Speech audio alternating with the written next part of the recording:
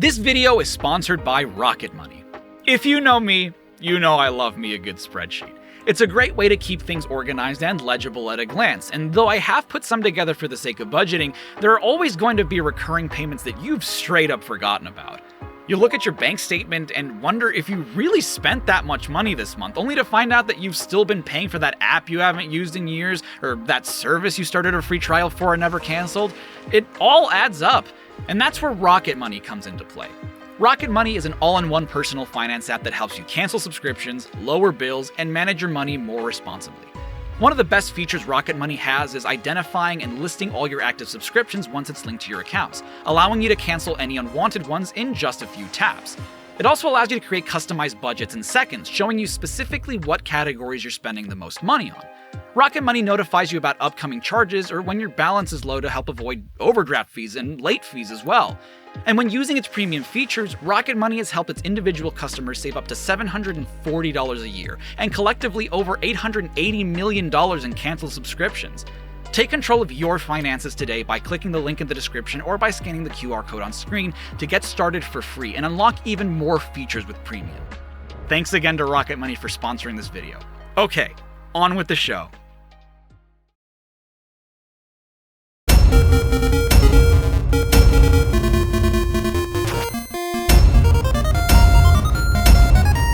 What?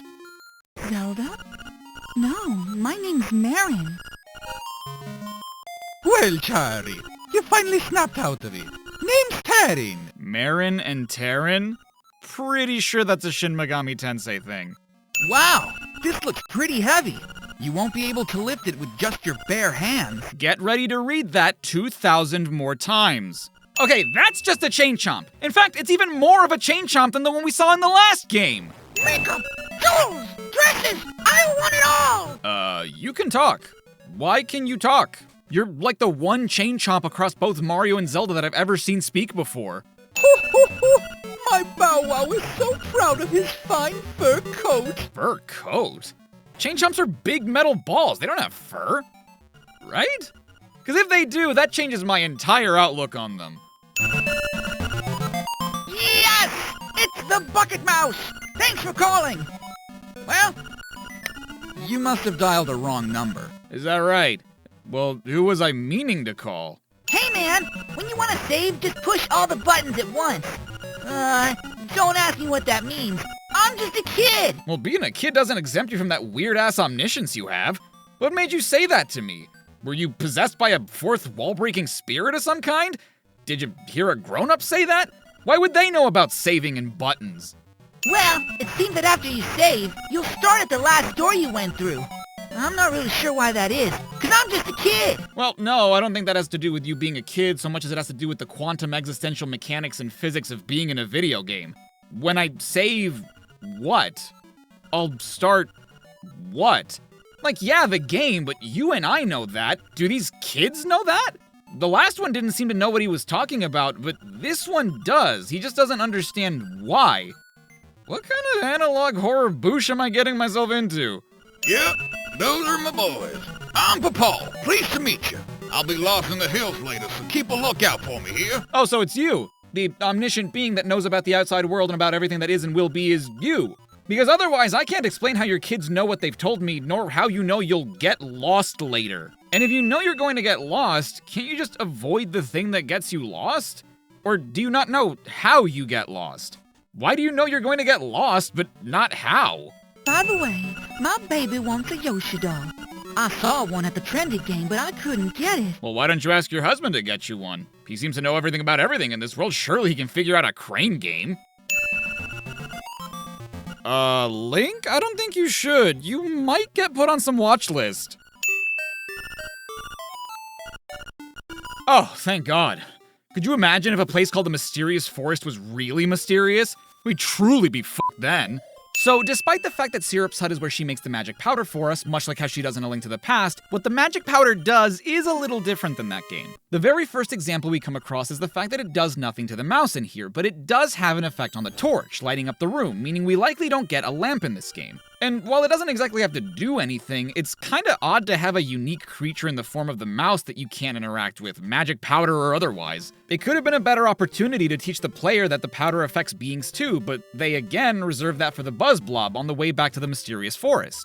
This screen perfectly illustrates one of my biggest grievances with this game, which is that for some reason, they didn't think to include a check for when certain pop-up text boxes appear. For example, I've already collected a piece of power during my first visit here, so I already know what it does. You don't have to constantly remind me of its effects every single time I pick one up, they're not that rare. And even if they were, you could just remind me once after loading up a save file, not each time I collect one. Similarly, one of the things that's going to happen way more than you'd like it to is running into things that can only be picked up by the use of the power bracelet, an item we don't have yet.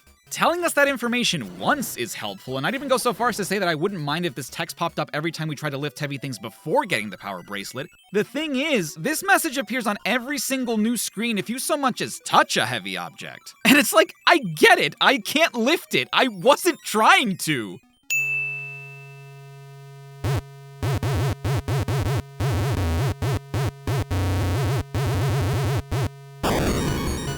Last thing I can remember was biting into a big and juicy toadstool. Then I had the darndest dream. I was a raccoon! Yeah, sounds strange, but it sure was fun. So, okay, he's a red guy with a big nose and a mustache that eats mushrooms and turns into a raccoon? You might as well have made this guy Mario. Just give him the hat and overalls already. And if you thought the pieces of power, guardian acorns, and heavy objects were the only times they unnecessarily included long text boxes you've already read, think again. Because even though you'll learn what the compass does and how it works from the very first dungeon, the game will insist on explaining it to you each time you collect one. Naturally, it also happens with small keys, and while the text box isn't as long as many others, you really don't have to tell me what this does each time I find one. It's a key! There aren't many things it can do! Bit of a small one, but I kinda wish the 3 of a kinds would just reset if the first 2 don't match. Like, why make me hit the 3rd one at that point? This owl pretty much says the exact same thing that the one in the room where we got its beak does, and I don't get why have this information in both rooms. If you'd kept it in the room where I got the beak, I doubt I would have forgotten the hint, but if you kept just this one, I doubt I would have forgotten what the beak itself does. Alright, that's just a fucking Goomba. Look man, I get that I put the Mario games on hold for a little bit, but if I wanted to play a Mario game, I'd have covered Super Mario Land or World by now. And if you wanted to make a Mario game, you should have just made a Mario game! Really bold of them to make a mini-boss whose main attack is to run into my sword over and over again. You got a Yoshi doll. Recently, he seems to be showing up in many games. Yeah, like Mario, and this one. The guy you need to talk to do the fishing minigame will explain how fishing works every time you catch a fish. Like my guy, I don't need a primer, I just did this! Oh, it's a big one! And it has a piece of heart, too! You got a 20 rupee prize on top of that. Try again? You have to have more passion. Live a little. Dude, there are no more fish in this pond. I'm not giving you 10 rupees just to cast a lure. And by the way, obviously the piece of heart is the main reason you even do this minigame, but if you were to catch every fish in the pond, you'd only walk away with a net positive of 5 rupees. That's it. You could try to catch just the big ones to walk away with 20 more than you started, but your lure is more than likely going to hit one of the smaller fish before you can do that. Dr. Wright from the Super Nintendo port of SimCity?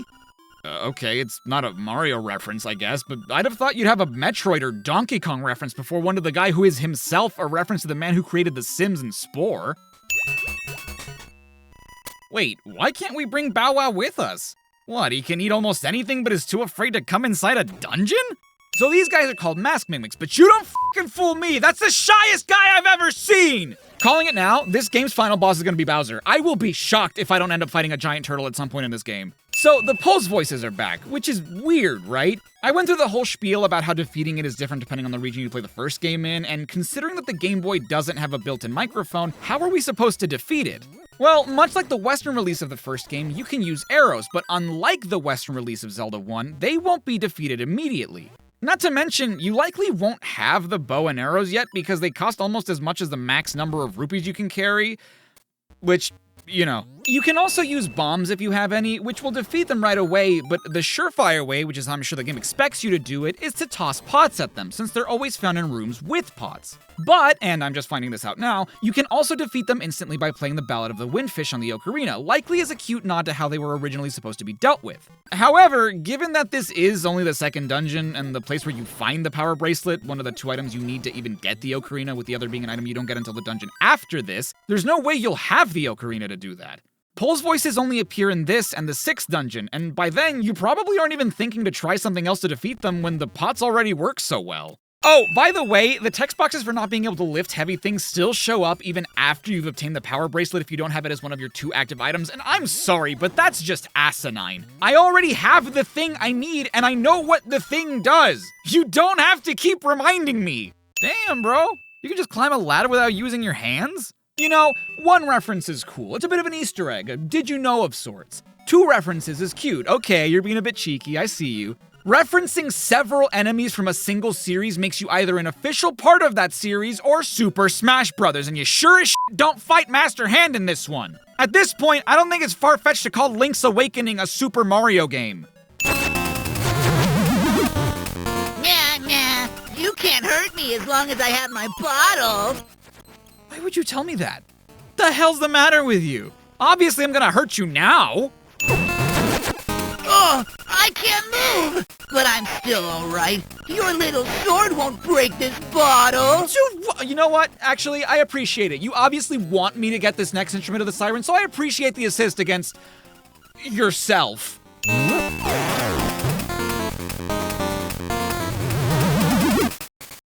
Nah, you can't hurt me as long as I have my bottle. I know! For fuck's sake, dude. You don't have to remind me of how to hurt you after every time I successfully hurt you. Ah! You broke my bottle! Of course I did! You literally told me how to hurt you! Are you sure? Because it looks like I got a skull. Hi there, big guy. I'm Crazy Tracy. I've got a little secret for sale that'll pump you up. Will you give me 28 rupees for my secret? Alright, come here and I'll rub it on you. Hey, yo, what the f***?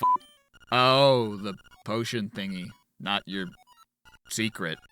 Prince Richard from Kaido no Tame ni Kane wa Naru? So far, we've referenced a Super Nintendo port of an EA game, a Japanese exclusive Game Boy game, and some of the most recognizable henchmen in the history of video games? I'm not afraid. I just decided to wait at home. Uh-huh. Well, we're already at Candlelit Castle, Richard. You might as well join me since you decided to come all this way. I mean, there are trees all around me. If I really wanted one, I could have just taken a stick from anywhere else. You might recognize this enemy as an anti-fairy from A Link to the Past, but unlike the ones from that game, the magic powder doesn't turn them into fairies, nor can you really do anything to hurt them to my knowledge. Actually, in verifying that fact, I learned that you can still use the magic powder to turn an enemy into a fairy, but that distinction goes to the sparks, which kind of look like the anti-fairies. Something silly this game does is require you to toss pots at certain doors that more often than not require a switch to open, but the only way you would even think to do that is after not finding a switch anywhere. Problem is, nothing really indicates to you that that's even possible. You'd only really figure that out by accident. So, we're collecting 5 golden leaves that Richard asked us to find for him, and one of them is held by a hidden dark nut in this room, specifically the one on the left. The only way you'd be able to reveal him, however, is by using a bomb, something you may or may not even have yet. Granted, you can buy them at the shop in Mabe Village, and I think I got lucky here finding it under a pot earlier, but if you come in here without one, you'd have to trek all the way back to Mabe Village just to find one, make it all the way back here, and even then, you still may not know what to do because the dark nuts blend in pretty well with the room. I originally just thought they were decorations, not enemies embedded in the walls I could release by blowing them up. Oh, Rira here. Shovel. Did you purchase a shovel? You may find something if you dig here and there. Bye! You know, I hadn't thought about it before, but doesn't Old Man Ololilia kind of just know everything about you and what you're doing? First of all, how? Second of all, earlier he knew I had Bow Wow with me, even though there was no way he could have known that, and now he doesn't know whether I have a shovel or not?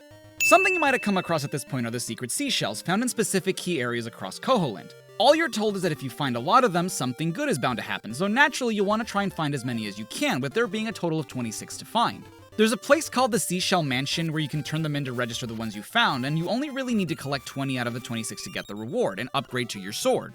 You can visit at any time, but here I don't go in right away because something that I have no idea how you would know is that 2 of the seashells are rewarded to you by having collected a specific number of them. You get one for collecting 5 and another for collecting 10. The thing is, the only way to get these 6th and 11th seashells is by visiting the mansion when you have exactly 5 and exactly 10 seashells respectively. No more, no less. If you accidentally collect 6 in the overworld, you don't get that extra seashell, and if you collect 11 of them without ever coming here, you miss out on both of them. Mind you, yes, there are still more seashells to collect, which means you can't really lock yourself out of upgrading your sword, but they're basically 2 seashells that you can get for free that, to my knowledge, no one tells you about unless you just happen to get them by walking in with the right amount. In fact, I don't think anybody tells you how many there even are, so the only way to know when to stop searching is by coming in here to turn them in.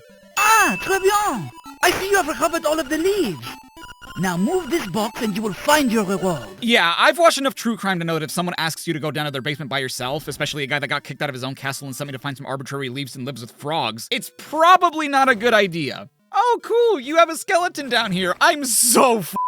Ugh, these things, the parods, teleport away from you when you get close to them, and catching them isn't the worst thing in the world, but it's so annoying because of how easy it is to miss them.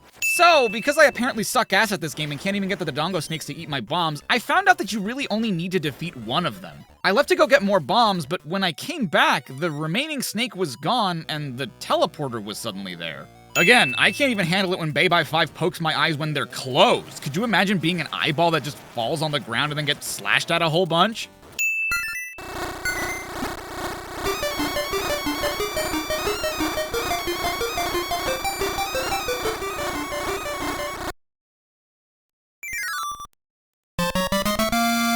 The stick became the honeycomb. You're not sure how it happened, but take it. You're not sure how it happened? Did you not just see what happened? Also, why would Terra need our stick? Maybe it was a particularly good stick, but we're surrounded by trees. You couldn't just grab a different stick nearby? I doubt we showed up here at the same time, so he probably already had his sights set on that honeycomb for a little bit when I got here. Please remember this song. You should play it every once in a while to keep it fresh in your mind. No, I'm good. It plays every time I collect an instrument of the sirens, not to mention all the times you sing it, so I doubt I'll forget it anytime soon. Why would you chase me like that? I dragged you all over Koholint, and all we did was look out for each other. Now you're trying to kill me? Hi, it's me, the photographer. You seem curious about Grandpa Orira. I'll call this Chari Discovers Orira's Secret. What's his secret? That he likes to talk on the phone? I knew that already! This is Orira. In the Yana Desert, which is located in the southeast of the island, you will find something called the Angler Key. How much more obvious do I have to be? Okay, Ulala, no need to be a dick about it. And for the record, you've always been about that obvious, so this tip isn't exactly an outlier. Our colors are never the same. If I am red, he is blue. If he is red, I am blue. What color is my cloth? Don't tell anyone. Well, what would it matter if I did? Your colors are never the same, right? Blue is safe, yellow is caution, red is danger. Okay, so what is green? The first color you turn into is one of the 2 you don't contextualize for me. You've got the blue clothes. Your damage will be reduced by half.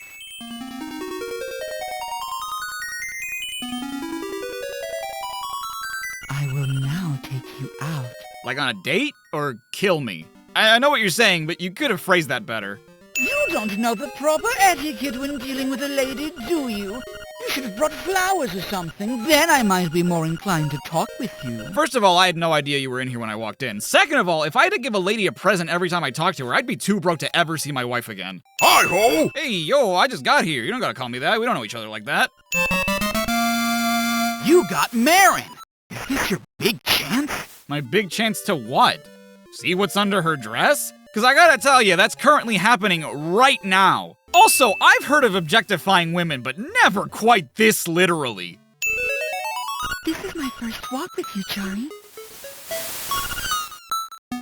This cliff will be our secret place. Aren't you going to say anything? When have I ever? No! No! Poor hen! Stop that! Do it! Do it! Do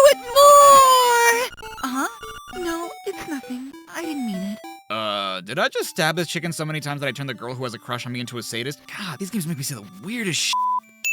I wasn't kidding when I said pay. Now you'll pay the ultimate price! Oh!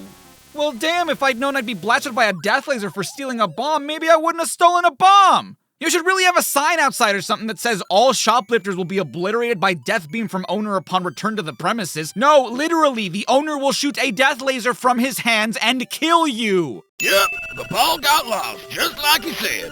Now I'm so famished I can't move. Can you give me some vittles? So, this is a very particular case, because while I like to think that I know words, I'd literally never heard the word vittles before, and on my original playthrough of this game, I'd found papal before I'd obtained the pineapple. Initially, I thought vittles were a specific kind of food, which I inferred through his use of the word famished, but it turns out that vittles is the original spelling of the word vittles. Yes, they are pronounced the same despite being spelled wildly differently for etymological reasons we won't get into today, which is an old-timey American Southern way of saying supply of food. Of course, knowing that wouldn't have helped either, because even if I'd known the current spelling, I still had no idea what the word meant. Fortunately, people in my chat knew, otherwise I would have come across the pineapple and been like, well, I wonder who I give this to. Definitely not that dumbass who's lost on the mountain, he wants vittles, whatever the f those are. And I mean, can you blame me? I never watched cowboy stuff growing up, and most sources agree that the word is archaic, meaning it's not commonly used in present-day parlance. It's usually only used to evoke the feeling of antiquity, to suggest someone is older or from a certain region. So yeah, in a way it's kind of on me for not knowing the word, but it's also kind of on you, because no one uses that word anymore.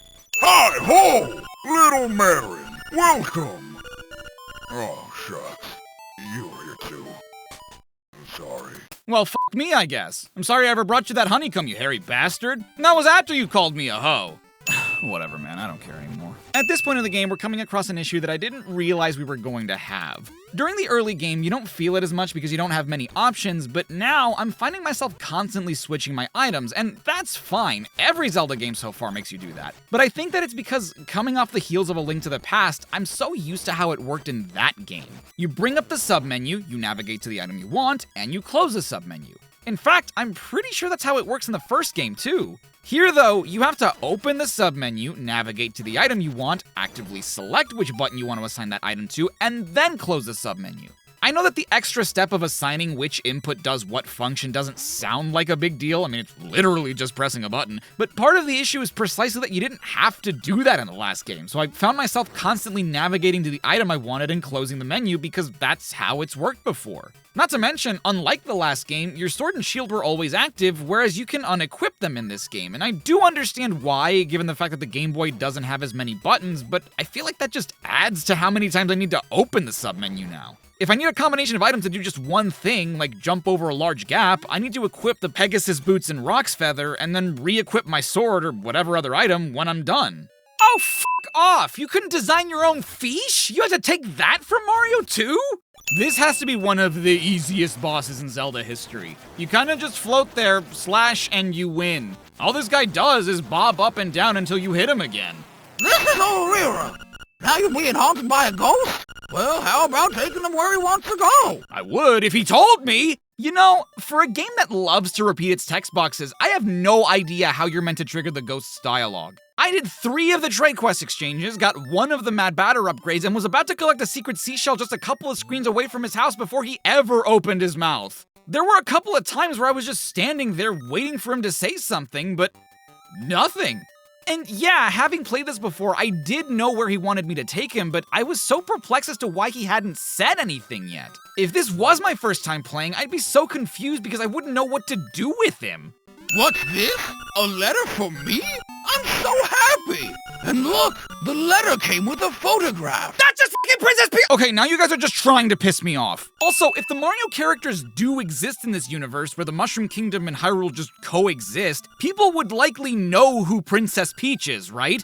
Like, I couldn't identify Princess Tatiana of Liechtenstein, but I sure as shit would be suspicious of whoever I was corresponding with if they sent me a photo of someone wearing a crown and claiming that was them. Also, I just realized, why did I have to do this? Both Christine and Mr. Right have carrier pigeons. What was the point in me delivering the letter? I always forget that Gohma's a mini-boss in this game, and because of that, I always forget that the way to get them to open their eyes is by playing the Ballad of the Windfish on the Ocarina. They do open their eyes to shoot fireballs at you, but that always seems to take a weirdly long amount of time. They are also weak to the bow and arrow, but because the bow is so expensive in this game, they accounted for the fact that you might not have it, so you can just hit the Goma with your hookshot or sword. Which is nice, but not how Goma was dealt with in the first game, so unless the conditions are right, I can't really rely on previous knowledge to fight them.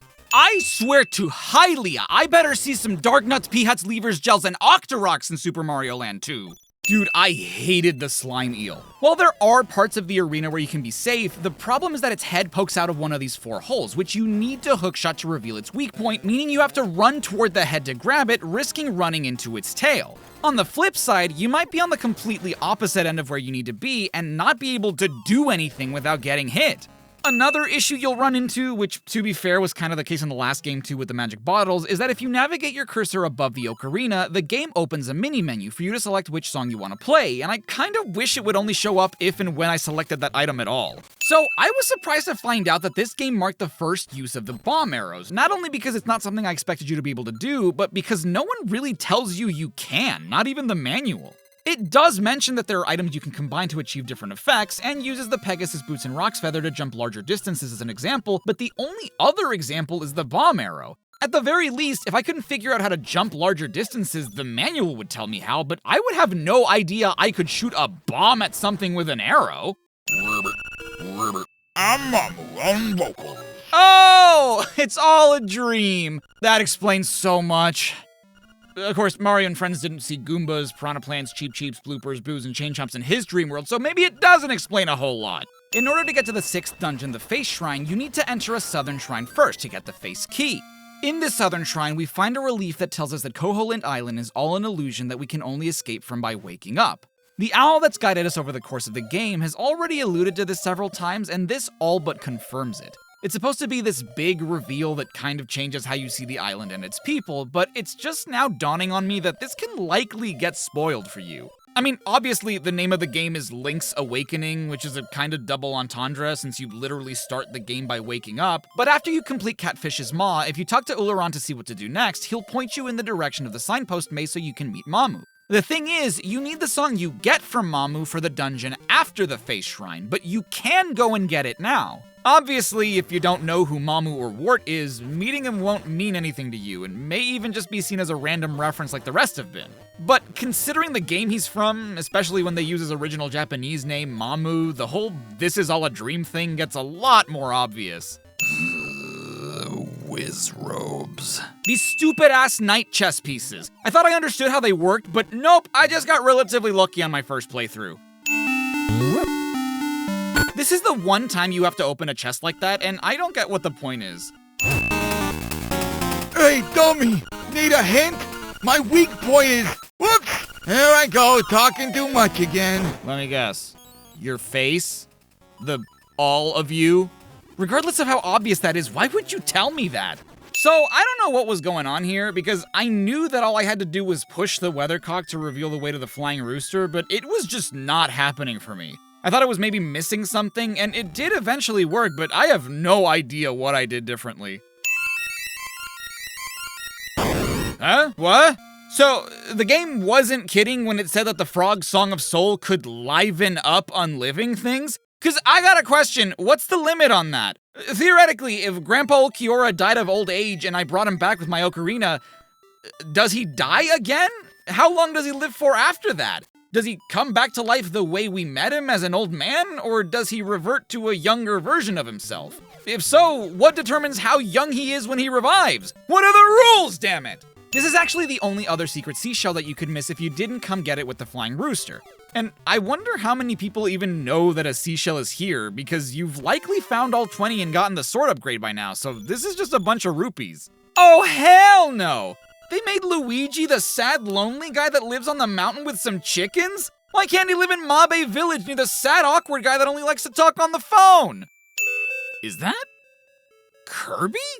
Oh, because Kirby's Dreamland. Gotcha. I will say though, this was a hell of a risky move. Richard's just an NPC in this game, whereas he's your rival in The Frog for Whom the Bells Toll. Anti-Kirby, on the other hand, is a unique enemy in this game, but considering that the first Kirby game had only come out a year before, I can't imagine people were too familiar with the character yet. Seeing him as a villain here with no indication that this is an anti-version of him might not have left people with a good impression of the little guy. Also, this dungeon. Eagle's Tower is enormous. There are like 4 different floors, each with a bunch of different rooms, 46 screens in all, not counting the rooms that change each time you knock down a pillar. And navigating where you need to go after any little thing you do requires so much back and forth when you don't know what you're doing. Hey, Runt!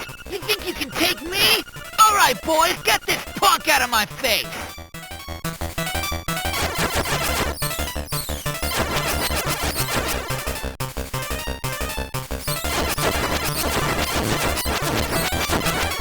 You dirty rat! You beat my brothers! You'll pay! Dude, you sent tiny-ass battle bats to fight me. To some degree, you had to know they'd die, right? Like, take some responsibility. Usually in Zelda games, you'll want to use the item you find in the dungeon to fight the boss. Not always, of course. I mean, we beat Facade with just bombs, even though the Face Shrine is where we find the upgrade to the Power Bracelet. And in Eagle's Tower, we find another upgrade, the Mirror Shield. Considering they're both upgrades to things we already had, it makes sense that we wouldn't necessarily need those items, right? I mean, hell, aside from the early game and a couple of Spinies you find in some of the dungeons, don't think I didn't recognize you, you were just generic enough that I thought you may have been an enemy unique to this game, I've never really used the shield, so why would I think that in order to prevent the evil eagle from blowing me off the platform, thus resetting its health, I'd need to block the wind with the Mirror Shield? The Mirror Shield is typically used to protect myself from something hitting me, not something pushing me. I figured using the Pegasus boots made more sense since I'd be running faster than the wind could blow me, but I guess I'm a silly bitch for applying Sonic the Hedgehog logic to a Zelda game. Hey, this represents your adventures perfectly. I'll call this one Close Call. I'm too close. I should back up. Ah! Well, at least that was the last photo I needed to take. Glad he was able to snap it before he died. Okay, this is not what I meant, and I'm honestly shocked that they made the turtle look less like Bowser and more like an alligator. Turtle Rock is such a drag too, and it mostly has to do with this room. If you leave the screen through the path you create, you have to commit to that decision because the room gets reset once you change screens. And if you accidentally create a path that leads you down somewhere you've already been, you have no choice but to cycle around until you can try another path. I didn't know this because it fortunately never happened to me, but apparently if you get punched by Blano, you get sent back to the beginning of the dungeon, and that sucks. Especially because hitting him isn't exactly the easiest thing to do. I found that you have better luck hitting him when you're not looking at him. Also, fuck this. Remember how in A Link to the Past you could poke the wall with your sword and listen for a distinct sound to indicate that you could bomb the wall instead of just, oh, I don't know, having the bombable wall graphic? I've already run into a couple of instances where that's happened in the game, but most of them led to pieces of heart, which aren't technically required to beat this game. That's why I haven't brought it up. But here, you need to do that to find the room with the crystal switch, and it's tough to just say, oh, well, it would have been obvious if you just looked at the map, when taking the underground passageways lead me to completely separate parts of the map that would otherwise appear to be connected to this room, which I would only be able to confirm once I find the room. Where have I heard that one before? And when talking about the cracked walls that were just there for the aesthetics, something I didn't really bring up in A Link to the Past, which some of you guys did, was precisely this wall poking mechanic. I knew about it, but I didn't bring it up because we're basically running into the Zelda 1 problem again, just on a smaller scale. If some walls with cracks can't be bombed, I can just check by poking it, yes, but what about walls that don't have cracks and can be bombed? Sure, I can poke it to hear the distinct sound, but am I gonna do that for every single wall tile in these games? I don't mind it too much if it's hiding something that's optional or if there's a clear, hey stupid, follow the arrow or the red tiled floor, but when it's what you have to do to progress and there's next to no indication that that's what you're expected to do, I don't really feel accomplished for having found it. I just feel more frustrated that I walked past it so many times. You've got the magic rod. Now you can burn things. Burn it! Burn, baby, burn! Suddenly Disco Inferno. Speaking of the magic rod, this is some bullshit too. Look, I've heard of fighting fire with fire, but you wouldn't literally shoot a fireball into a giant flame. What the f sense does that make? Hothead pops in and out of lava just fine, but is hurt by my fire for some reason? I mean, I guess if I was in a pool and got hit with water from a power washer, I'd hurt pretty bad too. But I'm not composed entirely out of water. Dude, you're asking me when we started to live on this island? What do you mean by when? Whoa! The concept just makes my head hurt. Like, the concept of the word when? Look, I know you're just a kid, but surely you can understand the concept of at what point in time. Also, just to clarify, I know that's not what he means. It's called a goof, a gaff, a funny. Whoa, you took a photo of me when I stole something from the shop? That's kinda spooky. That's the only time the game doesn't tell you a photo is being taken. Also, whoever snapped that photo kinda just let me get away with it. You're no better than I am. I hope you finished the trading quest to get the magnifying lens and remembered to return to the library to read that one book you couldn't read without it, and also wrote down the path you're supposed to take because it's one of 4 different path sequences that are generated when you start a new save file, because if not, you got some exploring to do! The very first phase of the final boss, Shadow Nightmare, can only be hurt by like the one thing that we never use to fight enemies. Also, apparently this first phase is known as the Giant Zol, which makes sense because of its shape and how it moves like a Zol, but Zols don't really need to be defeated with the magic powder, so why would I think that's what I need to use? The Ganon phase of this fight kind of annoys me because you would think that the game would reward you for remembering the fight in the previous game. During the phase where the Shadow Nightmare takes the form of Aghanim, you rightfully have to fight it by parrying the magic it shoots at you, and they even go as far as letting you use the shovel to do so, much like how you could use the bug catching net in A Link to the Past. For Ganon, though, you're expected to simply use the Whirling Blade or ram into him with the Pegasus Boots, neither of which are technically required to beat him in the last game. You can do those things to hurt him, at least I think you can. I know the spin attack deals more damage, though I'm not too sure about the Pegasus shoes. But in both instances where we fought Ganon so far in the series, we know that his ultimate weakness is getting shot with the silver arrows. But you didn't make the Shadow Nightmare version affected by the arrows at all? That's like Ganon's whole thing. Bad pig guy likes triangles weak to arrows. This phase is known as the Landmola, which makes no sense because it doesn't resemble a Landmola in the slightest. And its final phase is known as Death Eye. Not Death'll, D-E-T-H capital I. And I'm sorry, that's just silly. The correct spelling of both words would have been fine. You know what else is silly? This game has what it calls the perfect ending, which can only be achieved by beating the game without ever getting a game over, which is incredibly difficult. And you want to know what you get for performing such a grueling endeavor? A flashing portrait of Marin with the Ballad of the Windfish playing in the background, ultimately fading into a flying seagull. And while poetically beautiful given what she tells you in the game, holy shit, I cannot express to you how not worth it this is. And that's in the DX version. The original is way worse because you don't even get a portrait of Marin. Her sprite just floats across the ending screen with wings on her back. Though you fulfilled the Hyrulean prophecy of the legendary hero and destroyed the evil tyrant Ganon, the land of Hyrule enjoyed only a precarious peace. Who knows what threats may arise from Ganon's ashes, the restless people murmured as they knitted their brows and shook their heads. Well, damn, dude, I thought you'd be a little happier that I restored the kingdom back to its former glory by defeating the Prince of Darkness. I get it, we should always be weary of what's to come, but Ganon was like the one problem we had to deal with. Would you rather I not have done that, because then you at least know what to expect? So earlier, I mentioned that the manual does tell you about combining the Pegasus Boots and Rock's Feather to jump larger distances, while not ever mentioning the bomb arrows, which are the only other thing you can do that requires 2 different items. What I didn't realize is that the manual actually mentions the longer than normal jump twice, once at the end of the jumping section, and then again when it describes other moves you can perform. So the super jump gets mentioned twice, but the bomb arrows get mentioned never?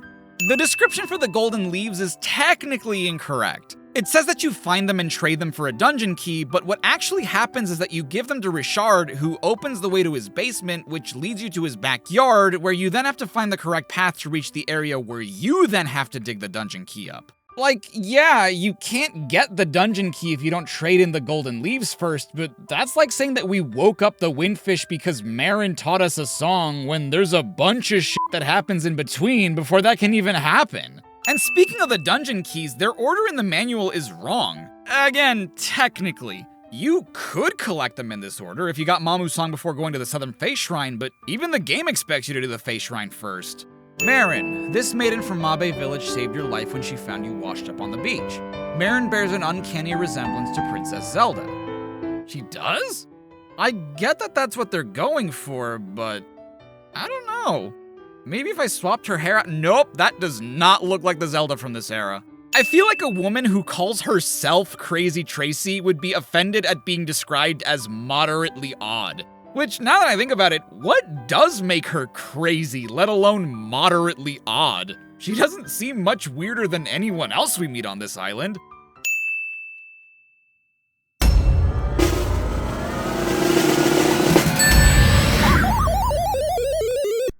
Hey everyone, Charai5 here. thanks so much for watching my CinemaSins pastiche of everything wrong with The Legend of Zelda Link's Awakening. This was a really close second for me in terms of the Zelda games I played so far.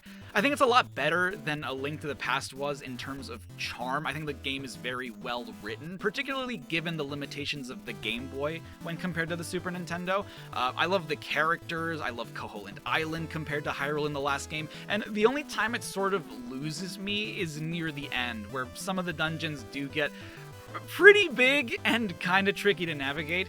I found myself enjoying A Link to the Past, I think, more consistently throughout, whereas Link's Awakening starts off really strong in terms of both its design, its charm. Like I said, I love the characters, but then, you know, as the story and as the game goes on, you don't really talk to those characters much anymore, and you're just playing through the dungeons that have just gotten more, you know, difficult and bigger and tricky to navigate.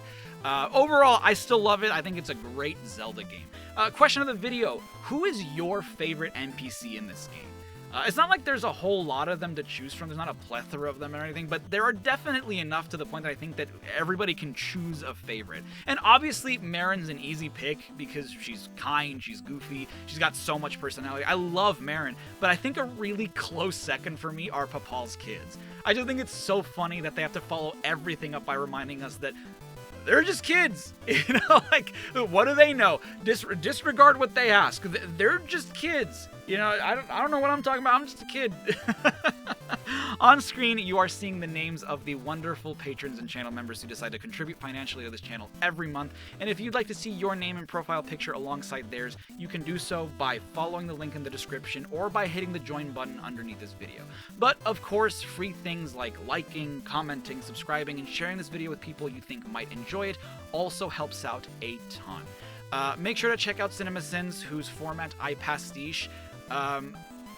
When I think back, something that's happened kind of recently, I've heard a lot of people say that they used to watch me, and it's something that, it doesn't upset me or anything. It kind of gets to me because I'm like, oh man, I have been doing this for a while. But it's that, like, I used to watch you, and I do wonder, like, how many of those people go back and watch my older stuff, or like whatever stuff that they've missed in the time since they used to watch me. But I think that if that happens to be your case, like if this is the first video of mine you've seen in a long time, I encourage you to go back and watch some of the stuff that I've made during the time that you haven't been here. Because I feel like my more recent stuff is way better than the stuff that, you know, I did at the beginning. I think the format is just so much better. A lot of people that seems to be the consensus, but I don't know. I would encourage you to, especially if you know someone who used to watch me, tell them that I still make things and that it's better now. Anyway, thank you again so much for watching, and until next time, stay safe and stay awesome. This is Char5, signing off.